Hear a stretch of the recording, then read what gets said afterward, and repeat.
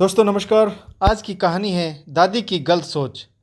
तो कहानी शुरू करने से पहले जो भी चैनल पर पहली बार आए हैं चैनल को सब्सक्राइब करें और ऑल का आइकन जरूर प्रेस करें ताकि हमारी आने वाली सभी कहानियां आप तक सबसे पहले पहुंचें। तो चलिए शुरू करते हैं आज की एक नई कहानी। संगीता के परिवार में उसके माता पिता और एक भाई और एक बहन है। तीनों भाई बहनों में संगीता सबसे बड़ी है। संगीता और उसके भाई की शादी को 3 साल हो चुके थे। शादी के बाद संगीता अपने मायके में नहीं जा पाई थी, जिसका कारण था संगीता की ससुराल और उसके पति की दूसरे शहर में नौकरी। इन्हीं के चलते संगीता कहीं भी आ जा नहीं सकती थी। इसलिए संगीता के पति राजेश की नौकरी दूसरे शहर में थी। इसी के कारण संगीता कुछ दिन राजेश के साथ और कुछ दिन अपनी ससुराल में अपने सास ससुर के साथ रहती थी। बस इन्हीं 2 जगहों पर उसकी जिंदगी सिमट कर रह गई थी। शादी के 1 साल बाद ही संगीता ने एक लड़के को जन्म दिया। संगीता की ससुराल वालों का पोते के साथ काफ़ी लगाव था। सभी एक दूसरे के साथ हंसी मजाक के साथ खुशी खुशी रहते थे। संगीता की ससुराल में सास ससुर और एक छोटा देवर था। संगीता की सास रजनी को अपना पोता बहुत प्यारा लगता था और इसीलिए वह संगीता को कहीं भी आने जाने नहीं देती थी। संगीता की सास हर बार नए नए बहाने बनाकर उसे रोक देती थी। गर्मियों में कहती कि मेरे पोते को गर्मी लग जाएगी और उसे सर्दियों में सर्दी लग जाएगी। पढ़ने के सुबह नहाने से लेकर रात के सोने तक रजनी जी संगीता को यही सिखाते रहती थी कि बच्चे कैसे पाले जाते हैं। कभी कभी तो संगीता अपनी सास को कह देती थी कि मम्मी जी आपको पता है तो आप ही कर लीजिए। इस कारण रजनी जी संगीता को डांटते हुए कहती कि तुम क्या सीखोगी। पढ़ने 2 साल का हो गया था और संगीता की छोटी बहन की शादी थी। इसलिए संगीता को शादी में अपने मायके जाना था।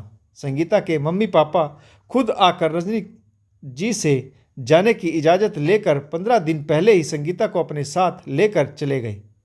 पहले तो रजनी जी ने साफ साफ मना कर दिया, लेकिन बेटे राजेश के समझाने पर संगीता की सास संगीता को मायके भेजने के लिए मान गई।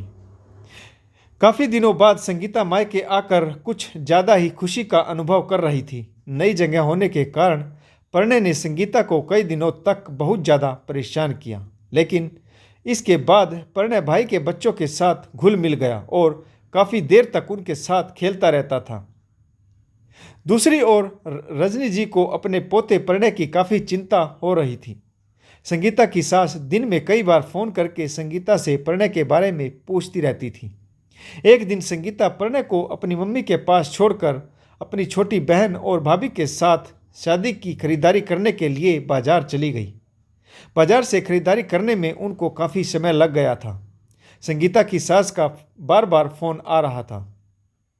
कई बार फ़ोन करने के बाद भी जब संगीता ने फ़ोन नहीं उठाया तो रजनी जी ने संगीता की मम्मी को फ़ोन लगाकर पढ़ने के बारे में पूछा।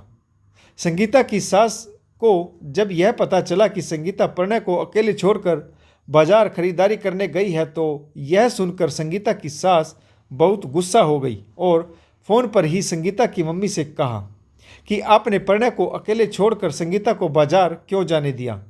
आप अपनी दूसरी बेटी की शादी करने वाली हैं। आपको इतनी अक्ल तो होनी चाहिए कि अनजान जगह पर बच्चे को अकेला नहीं छोड़ते। और इतना कहते ही संगीता की सास ने फ़ोन काट दिया। संगीता की माँ को यह बहुत बुरा लगा, लेकिन वह चुप रही और बेटी की शादी की तैयारियां देखने लगी। संगीता के बाजार से आने के बाद संगीता की माँ ने सारी बातें संगीता को बताई। संगीता ने शर्मिंदा होकर अपनी माँ से माफ़ी मांगी, लेकिन संगीता समझ नहीं पा रही थी कि प्रणय उसका भी बेटा है। जितनी फिक्र उसकी दादी को उसकी है उतनी ही फिक्र उसकी नानी को भी होती है। संगीता की सास को अपनी माँ को उसकी इस तरह से बुरा भला नहीं कहना चाहिए था। शादी के 1 दिन पहले रजनी जी भी राजेश के साथ शादी में शामिल होने के लिए पहुंच गई। शादी में आते ही सबसे पहले उन्होंने अपने पोते प्रणय को अपने पास बिठा लिया। शादी के अवसर पर सभी अपने अपने कामों में व्यस्त थे। राजेश भी सारा इंतजाम देखने के लिए अंदर चले गए। रजनी जी अपने पोते से पूछने लगी कि उसने क्या खाया, कैसे खाया और किसने खिलाया और कहीं चोट वोट तो नहीं लगी। प्रणय बच्चों के साथ ना खेल पाने के लिए काफ़ी परेशान हो रहा था। रजनी जी प्रणय को समझाने लगी कि बेटा, हम नानी के घर मेहमान बनकर आए हैं। नानी का घर अपना नहीं होता, दादी का घर अपना होता है। लेकिन 2 साल के प्रणय को कुछ भी समझ में नहीं आ रहा था और हाथ में चाय लिए खड़ी संगीता को अपनी सास की सोच पर तरस आ रहा था। कितना डर और परायपन का भाव था उनके मन में। एक नन्हे से बच्चे के मन में भी अपने खिन्न विचार भरने को बेचैन थी। इसी दौरान प्रणय अपनी दादी के हाथों से छुटवाकर बच्चों के साथ खेलने में मस्त हो गया। उसे दादी की किसी भी बात से कोई फर्क नहीं पड़ा था। आशा करता हूँ आपको यह कहानी जरूर पसंद आई होगी। अगर आपको कहानी पसंद आए तो लाइक करें, कमेंट्स करें और शेयर करें। कहानी पढ़ने के लिए आप सभी का बहुत बहुत धन्यवाद।